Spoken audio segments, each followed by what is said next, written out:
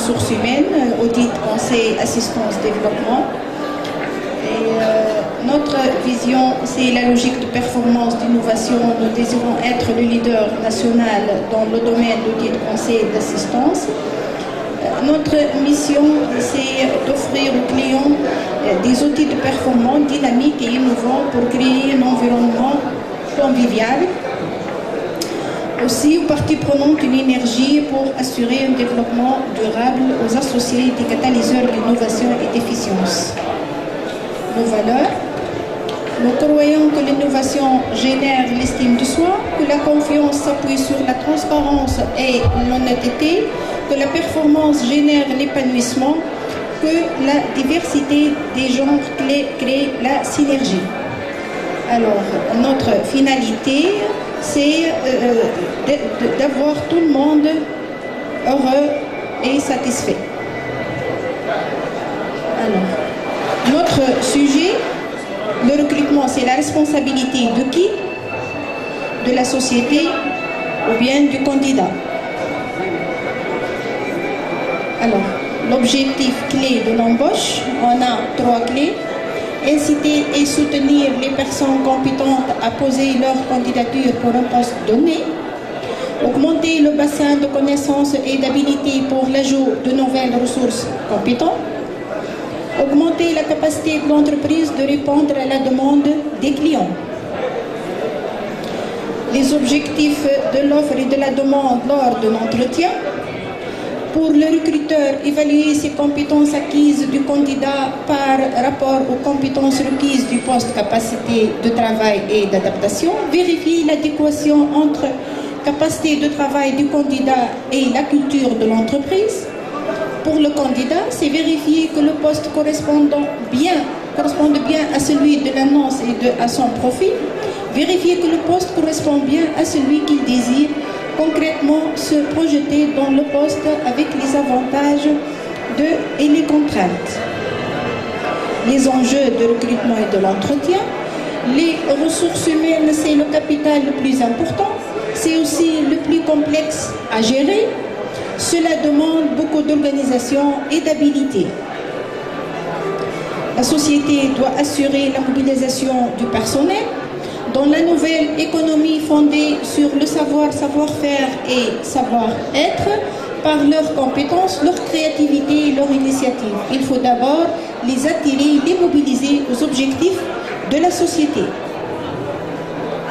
Le candidat doit faire une bonne impression, prouver ses compétences acquises, prouver l'intérêt pour la société, prouver l'intérêt pour le poste, démontrer l'adéquation au poste et démontrer l'apport à la société.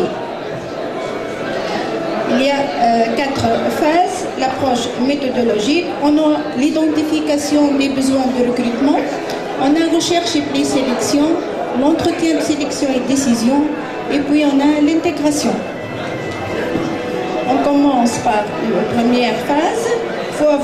Il faut bien identifier les compétences et le profil de chaque candidat essentiel et souhaitable. Deuxième phase, recherche et présélection, les sources externes de recrutement, ou bien on peut avoir des sources internes ou bien autres sources. Le candidat doit préparer bien son entretien, il doit être bien présenté, il doit avoir pourquoi moi et pas d'autres. Il faut être sûr de soi-même pour gagner son entretien. Il faut bien aussi respecter l'horaire et le rendez-vous de l'entretien. Alors, la séance d'entretien doit se tenir au sein de l'entreprise avec le recruteur, sachant que il faut bien comprendre au moment de l'entretien que vous parlez, vous mettez l'accent surtout sur le verbal, c'est la parole, et vous oubliez la paraverbale et le non-verbal, c'est le gestuel. Le recruteur, lorsque vous s'intéressez seulement au verbal, alors vous ne communiquez qu'à 7% et vous perdez les 93%. Or, le plus essentiel, il faut surtout gérer notre comportement gestuel et paraverbal, c'est la voix, la tendance. Alors, en général, on maîtrise tout ce qui est dit et moyennement la voix, mais on ne maîtrise pas tout ce qui est le non-verbal. Alors comme ça, on perd une grande partie de notre chance de recrutement.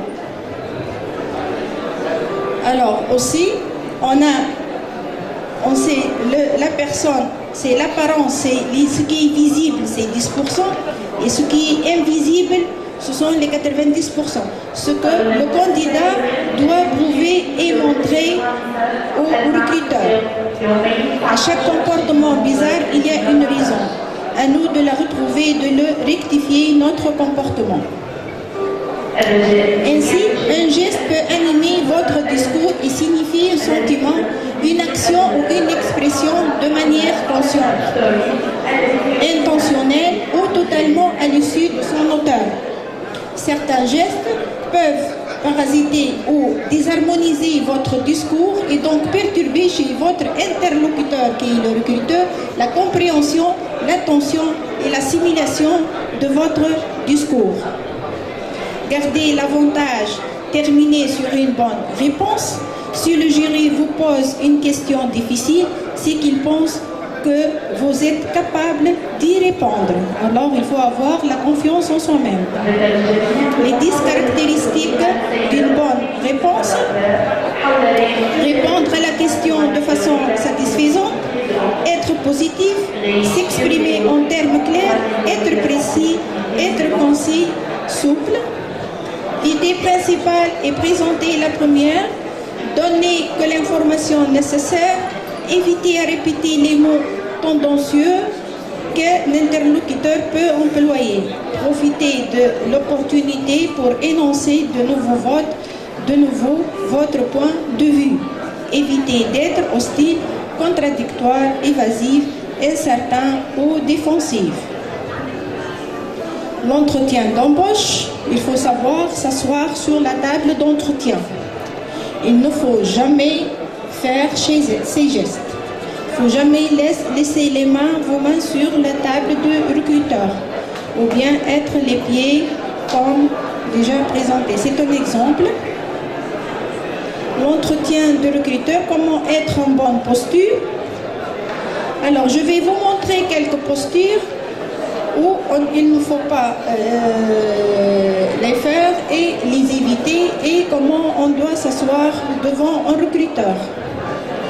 Alors, penché en arrière, bras droit, pendant regard en l'air, mauvaise posture.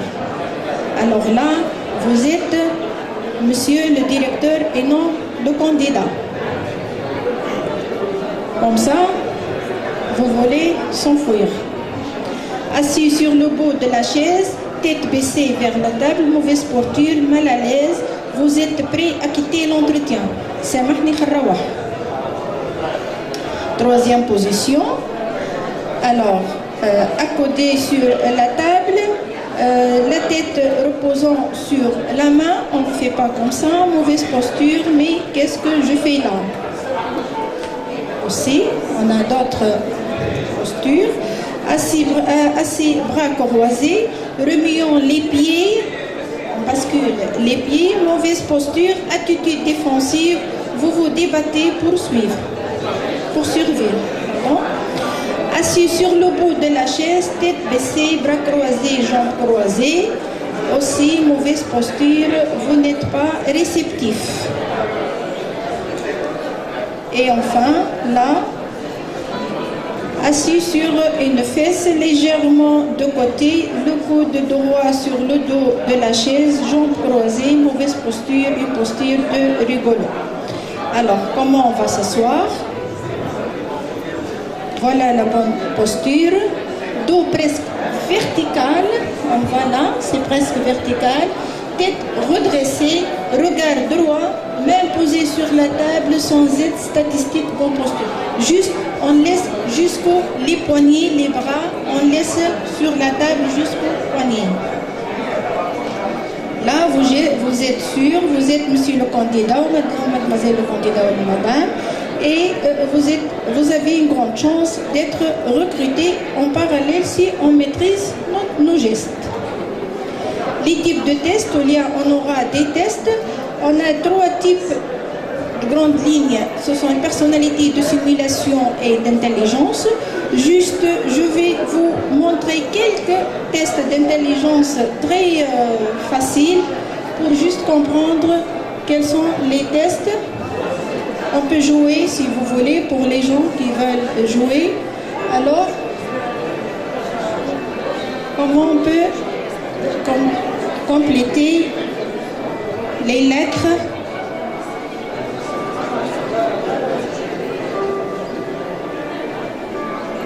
Qui a trouvé? Non? Alors, deuxième, corriger cette formule.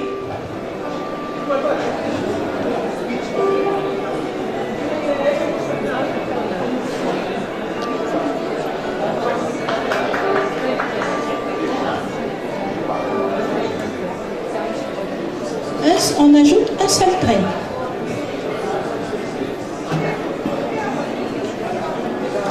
Alors, écrire quelque chose.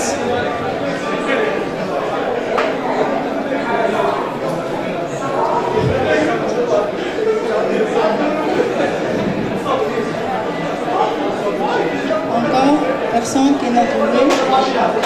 عندك الحق باش تجاوب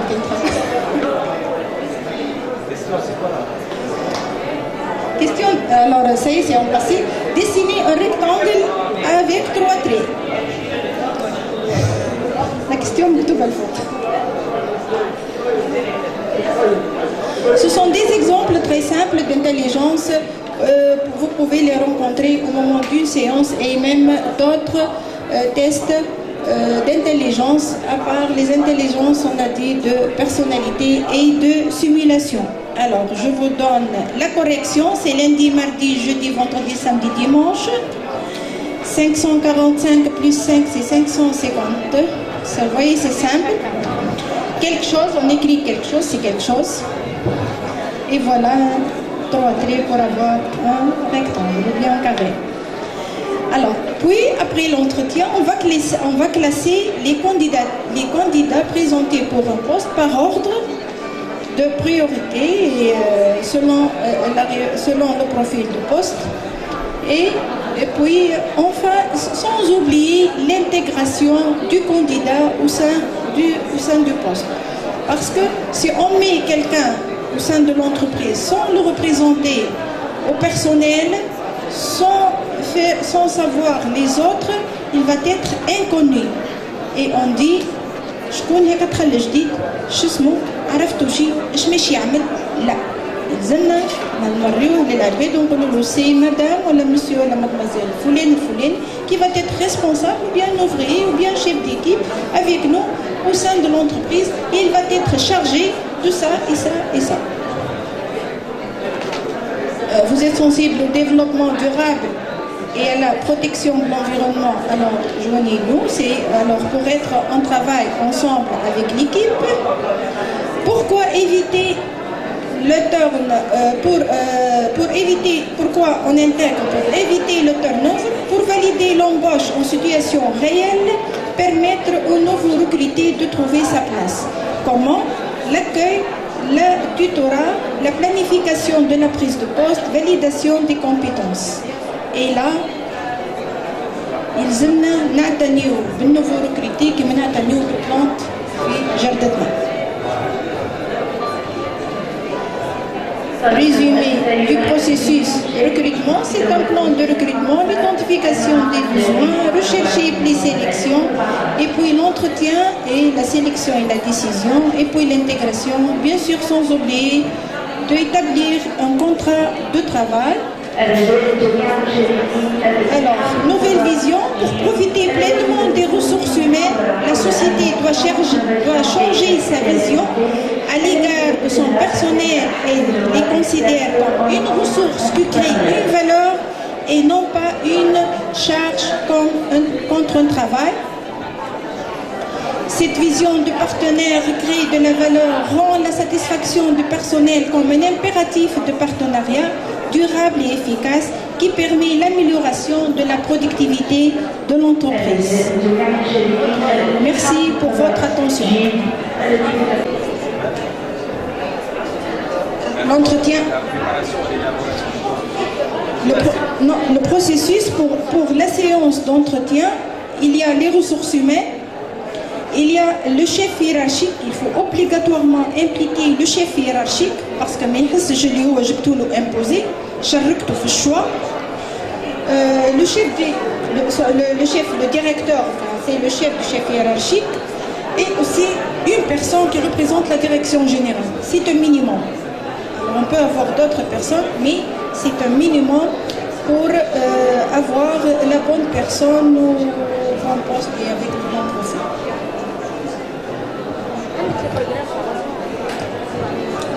Dans des carrières de recrutement, pouvez-vous nous faire un rapprochement concernant le rapport objectivité et subjectivité lors de recrutement? Séance de recrutement. Séance de recrutement. Objectivité.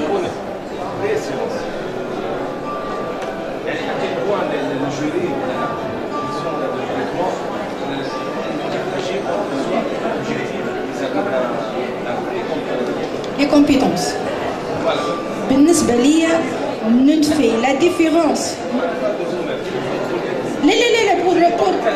Dans le cadre général, ce sont les compétences qui font la différence déjà entre deux candidats. Déjà, je dis aux étudiants, je reviens toujours aux étudiants, je dis qui fait la différence entre deux collègues qui se présentent pour la même entreprise.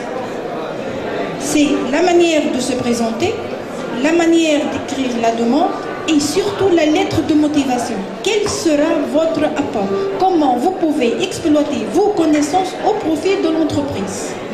Et du moment où une personne peut s'exprimer, c'est ça, et on fait des tests. Déjà j'ai dit, il y a 3 types de tests, et on teste entre autres les compétences et l'évaluation après le recrutement de 6 mois, c'est obligatoire, justifié, parce que on n'a pas réellement la pratique le jour de recrutement.